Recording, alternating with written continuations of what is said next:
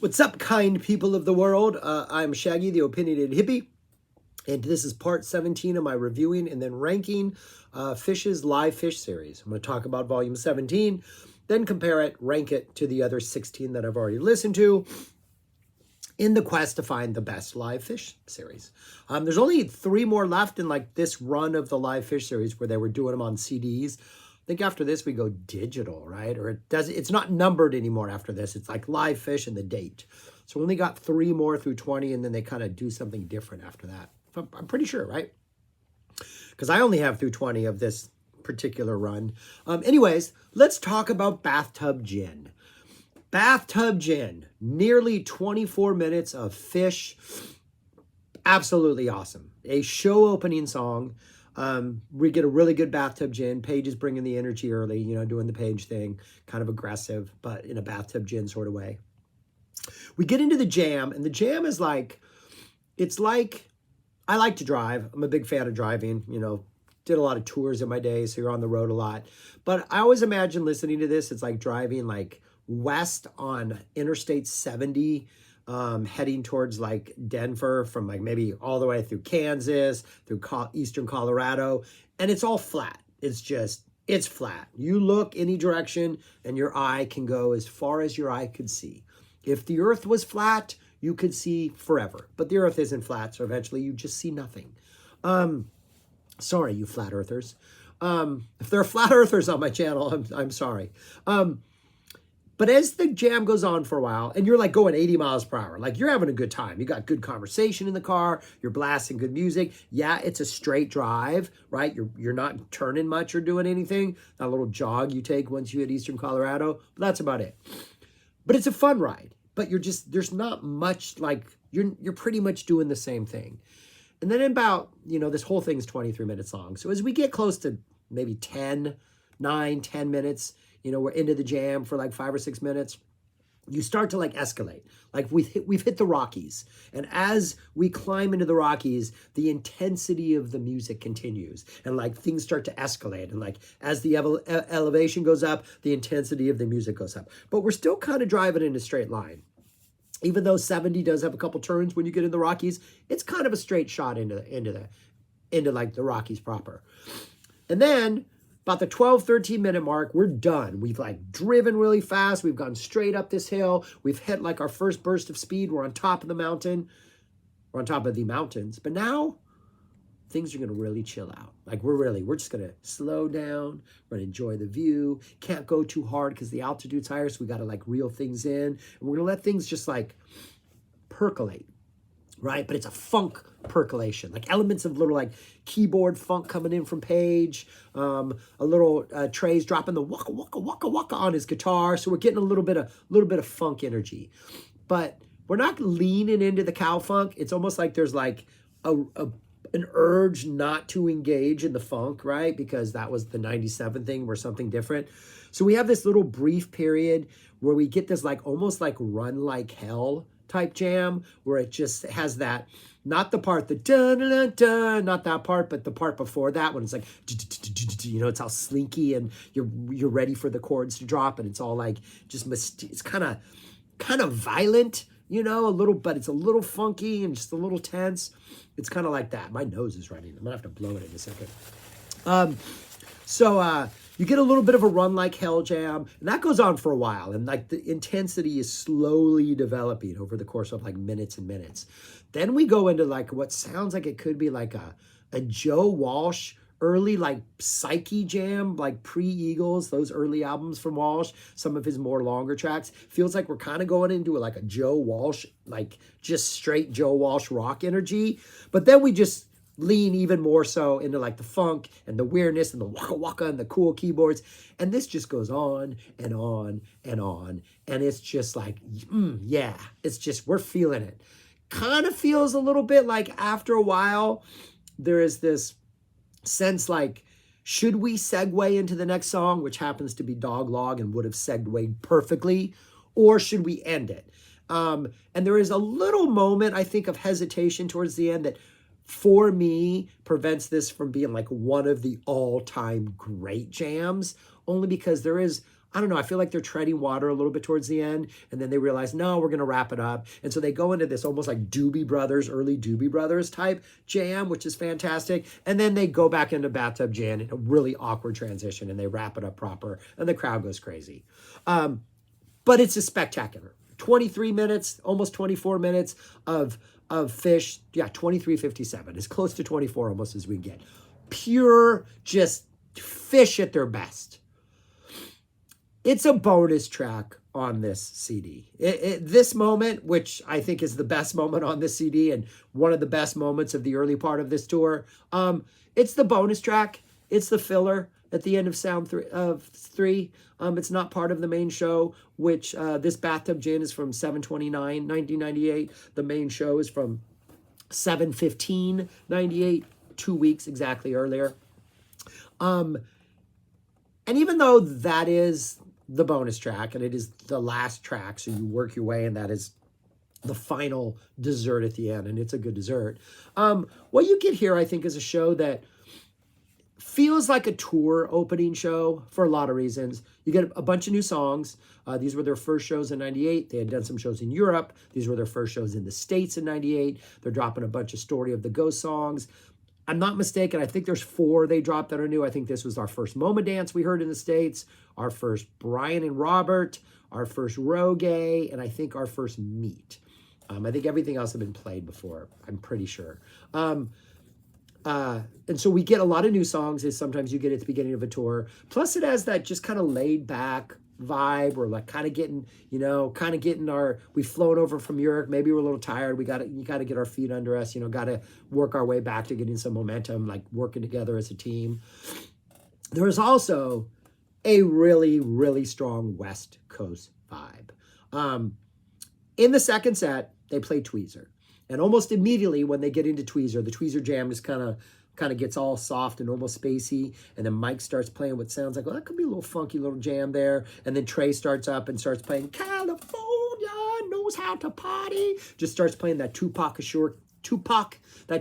California Love. And it's just like playing that on the guitar. And it is, oh my gosh, it might be the best 1 minute and 50 seconds Phish has ever played. No joke. To drop a California Love, like in the middle of the second set on the West Coast on a tour opener, like it was epic.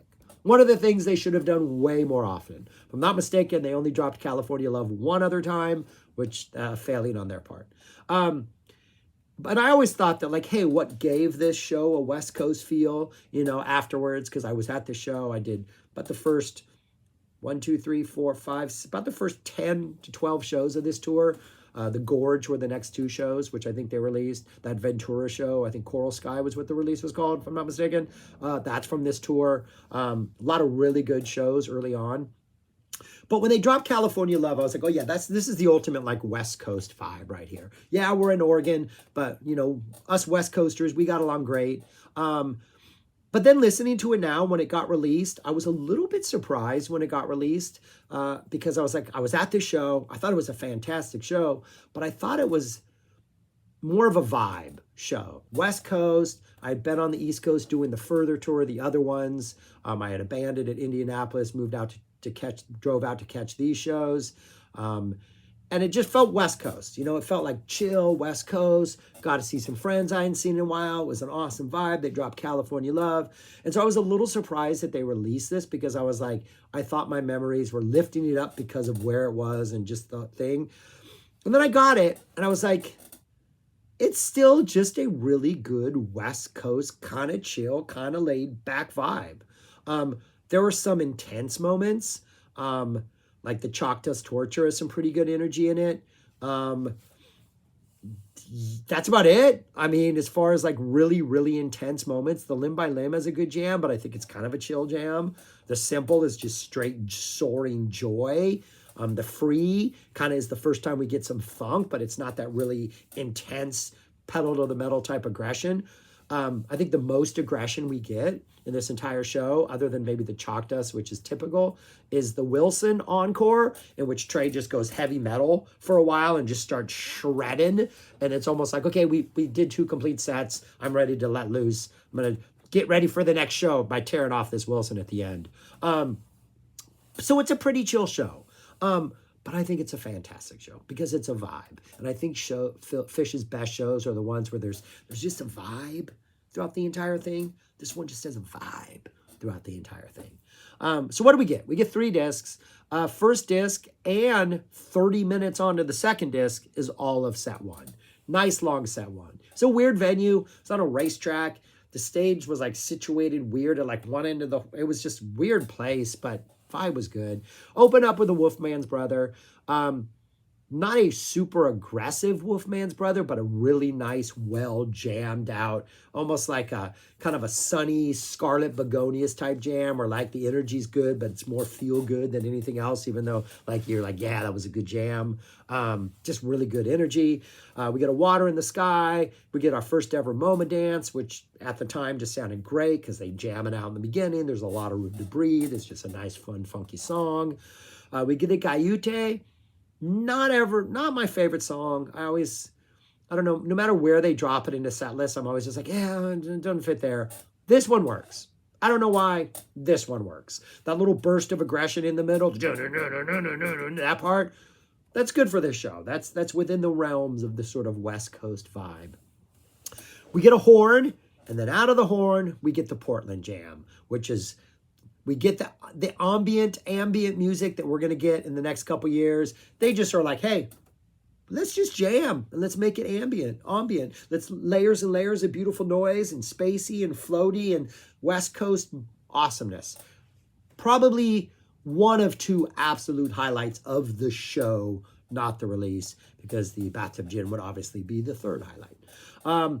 Out of that, we get a really nice Chalk Dust Torture. And I think the Chalk Dust, the length of the solo in Chalk Dust and sort of the intensity that it goes towards but never really exceeds balances out that ambient jam really good. And it's kind of like we're going this direction with the Portland Jam, and then Chalk Dust Torture takes us back in the other direction, but in the right way, with like the not just like this abrupt shifting, but this like, yeah, let's roar into Chalk Dust. And like maybe we've crossed the Rockies and now we're like sailing over. Oh, I'm on the Bathtub Gin, mixing my shows and my metaphors. We're gonna drop that Rocky analogy from here out.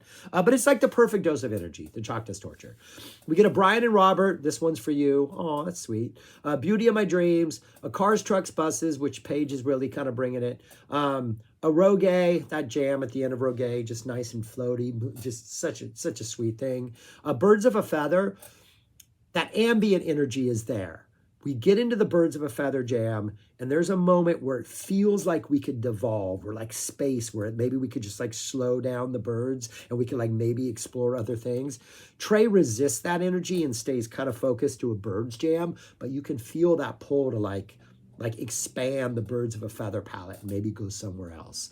And then the set closes out with a Loving Cup, which that's a win for me every day. Love me a Loving Cup.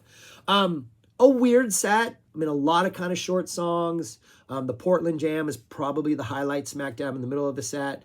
But it's just got good energy. It's got a good West Coast energy.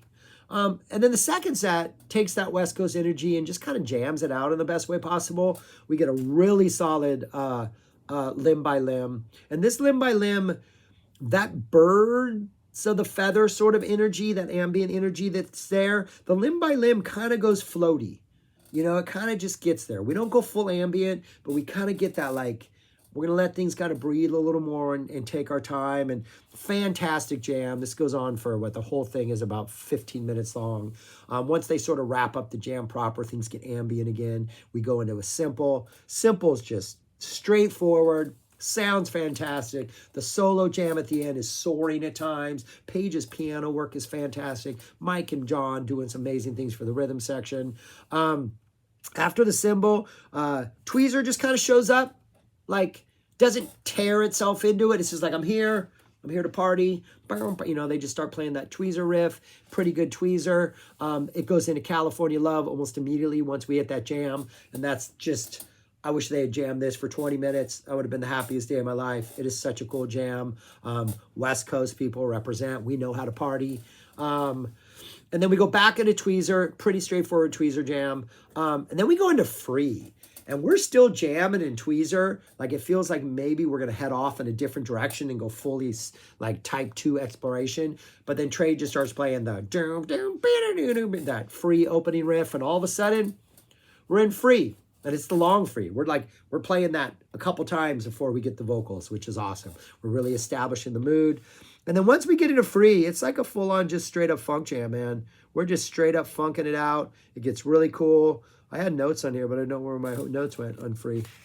But it's a really long, just awesome free jam that gets just really cool and really all over the place and really spectacular. The free then goes into a fun little meet, and then we get a really nice Harry Hood. And Harry Hood, that's the perfect West Coast song. That just playful beginning. It'll tear it up a little bit in the middle, but it's pretty controlled. And then that ending build up and just let everything just simmer and shine and then build and get more intense. And then we finish out a Harry Hood. And then the encore, we get a Wilson, a full-on metal Wilson, tweezer reprise, and then the filler is that 24-minute bathtub gin. It's a great listen. It definitely has a vibe. And I personally, if I look at this set list and I go, Water in the Sky doesn't do much for me, though it can be well played. MoMA Dance, right? They don't do much with that. I'm not a Gaiute fan. Beauty of My Dreams, CTB, Cars, Truck, Buses are not things that really, really get me excited. Birds of a Feather also does it. But somehow, the vibe works. All of these just work for me in this show. And the second set is really good. So we don't have to worry about the first set. The second set's good. So yeah, that's what I think about this. Like, I would understand why people didn't like this show, but I really like this show. It's a really good, relaxed, chill listen with some pretty intense moments. Question is, where would I rank it if I had to rank it among the other ones? Probably ranking it higher than it deserves to be, but I have it up there. I had my list up. No, I don't know where it went. I have it all the way up there, right behind that 6/22/94 show, which I was at also. I have it, at number 7. It's probably, like, objectively not as good as some of those other things lower on the list. I recognize that, but I don't know if it's like the genetic memory. Like I was at this show. I remember what it felt like. I remember the joy I felt during that second set. I remember how much I enjoyed the new songs and liked that new direction, that kind of chill, boom, doo, doo. I like that little vibe. And so revisiting it, I think it sounded even better than my memory of it was, which surprised me. So yeah. And looking at the other stuff, I'm like, the other stuff is good, but it just doesn't have really what it is I'm looking for. This kind of did. And that California, I'm going to wipe my nose really quick, which sucks.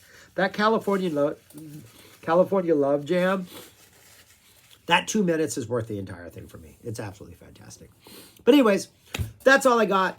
Let me know what you think of this release. Let me know if you saw this show, if you listen to this show, if you go listen to this show, thoughts about Phish, all that stuff. You know how it works, people. Subscribe, like, share, comment. And if you want to get into Phish, and you're watching this and you made it through here and you're like, I don't know if I want to get into this. Check out the second set. I think the second set is a really good flow to it. And I think there are some really good moments. And that California Love Jam is so good. It's so good. So good. West Coast, baby. All right, that's all I got. Thanks for watching. Peace. Talk to you later.